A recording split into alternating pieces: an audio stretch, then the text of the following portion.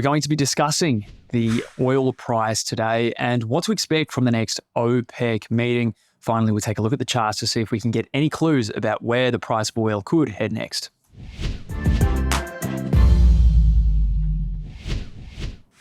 Before we delve into the OPEC decision and effectively the supply side of the equation for oil markets at the moment, let's get a context of where we've been trading over the last couple of months. Of course, oil prices shot higher with speculation that perhaps Brent could head towards $100 per tonne on the basis of what seemed at the time through the Northern Hemisphere summer, a very tight market exacerbated by the risks, geopolitical risks stemming from the Israel-Hamas war.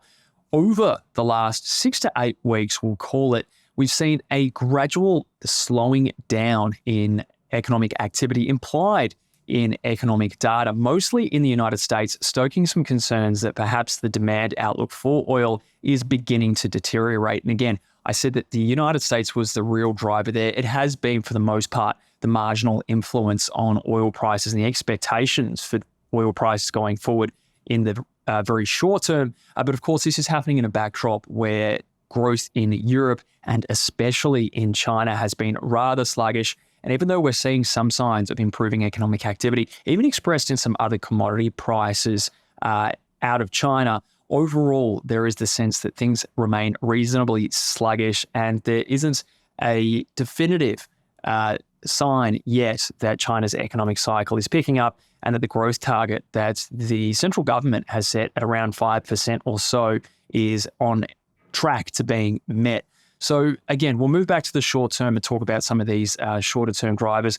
Manufacturing PMI surveys in particular in the US showing signs of weakness, even services activity to some extent showing some weakness and feeding into a lower oil price as well. And again, it's all building into this sense that perhaps the global economy is heading for a fairly meaningful slowdown in 2024. So off the back of all of that, we had seen oil prices decline by more than 20% from the highs seen again at the end of the Northern Hemisphere summer to see the Brent price dive below $80 per barrel, even get a little bit lower than that at different stages and return to levels which, as we'll talk about in a moment, are consistent with previous interventions by OPEC in the past. So that does bring us effectively to what we can expect from this particular OPEC meeting. Like I said, we've seen oil prices get to those levels that in the past, OPEC Plus has intervened to try and curb output. We're looking at July in particular when it did announce fairly deep and prolonged production cuts, which have been extended on a couple of occasions over the last 3, 4, 5 months or so. Coming into this meeting, which was slated to be on the weekend but has since been deferred, there were some trial balloons, which is often the case from OPEC, sort of led off to flag that potentially the production cuts would be either deepened or extended. And that's fairly crucial to highlight. Deepened would mean that the cuts that were already implemented would become increased, so to speak, so more barrels would be taken off the market. The other alternative is some of these cuts would be extended, which means that they were slated to end at the beginning of next year, thereabouts. It had been pushed back a couple of times. That could be extended even further to try and maybe bring supply and demand back into balance. Now, the concerning development over the last few days is that OPEC's meeting, as I said before, was slated to be on the 26th of November. That would have been a Sunday. It's been pushed back 4 days to the 30th, which is a Thursday. And rumor has it is that some of the leading and more powerful members of the cartel, Saudi Arabia in particular, is having difficulty trying to galvanize a strong coalition around the way cuts should be implemented and arguably too, whether cuts should happen at all. There are some players in the space that certainly have a lower marginal cost of production and they're not so concerned about where current prices are. And as a result, any reduction in volumes that they export could actually have a negative impact on them. There's always, in this situation, a pushback from some of those medium-sized or even smaller members of the cartel to go to Saudi Arabia because they do have the lowest marginal cost of production to shoulder most of the burden. And the Saudis have done so this year when it comes to reducing production. A lot of the cuts that we've seen from Saudi Arabia have been effectively voluntary and happening outside the parameters of the OPEC plus cartel. So it's raising these fears that maybe we won't see a very coherent stance taken by OPEC plus that will either mean that there will not be an agreement struck, whether it be to extend or deepen cuts. Alternatively, if a agreement is reached, that maybe compliance with that agreement will not be very, very high, and that will mean extra barrels of oil will eventually get out into the oil markets and put downward pressure on prices. So that's happening all in the background as the politics of OPEC plus plays out. There has to be said, though, there are significant market signals to suggest that it is in OPEC's interest to try and intervene here and curb supply just a little bit.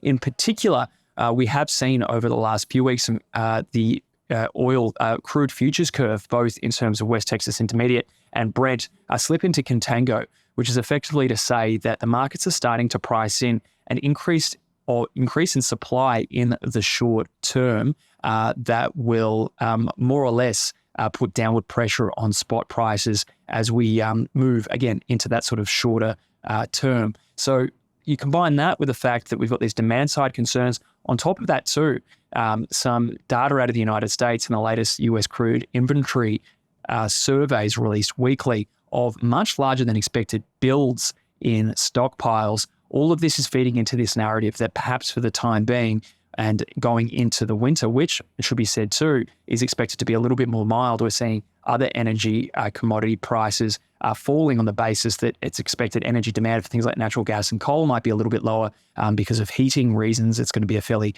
mild summer, winter again, reportedly, or that's the sort of status quo view amongst meteorologists, that all of these factors are going to lead to a supply and demand imbalance that will need to be rectified by OPEC via steeper or, again, extended cuts. So let's take a look at the technicals and see what we can perhaps infer about what's going on in the market and what could happen next for oil. First of all, it has to be noted that we are seeing a fairly volatile market right now, and one that is marked by fairly significant intraday moves. Now, a lot of this is due to the heightened volatility that we have observed in the market recently, and those big intraday ranges are largely because the markets are moving headline to headline, at least for now, about the potential for deeper or extended production cuts from OPEC. Now, although OPEC doesn't target the WTI price in particular, we can see that interventions have tended to occur, or at least jawboning has tended to occur in dips below that sort of $73 or $73.50 level, and there's that sort of key support resistance zone between $73.50 per barrel and $74.50 per barrel. Now, there has been some more constructive signs on the charts recently. First of all, we can see perhaps some kind of bottoming formation emerge as a higher low, I should say, is potentially being carved into the market here. And we've also seen something of a break out of a downward trend channel and a break of downward sloping trend line support with a bit of a reversion towards that sort of $78 per barrel resistance mark. Now, it has to be said, we've seen on several occasions a failure of price to break through some of these key moving averages, in particular, this moving average here, which is centered around that 20-day moving average. And overall, we can still see that momentum is skewed to the downside, albeit the RSI arguably is creating a bit of a bullish divergence. But again, nothing to suggest that we're seeing a really meaningful turnaround in sentiment in the market. So overall, it has to be said that although we probably do have some level of soft support coming through in the low 70s when it comes to West Texas Intermediate, for now, and without perhaps much more concerted action from OPEC, will we see a push above some of these key levels. Again, some of those key moving averages, the 20-day moving average, as well as what looks like a fairly key support level at around $77 per barrel, let alone a push above, we'll call it around $80 per barrel, $80.50, which has acted as fairly key support resistance in the past. So we really do wait for the next 7 days to get a better sense of what OPEC could do next, whether it can string together some kind of agreement to either deepen or extend production cuts.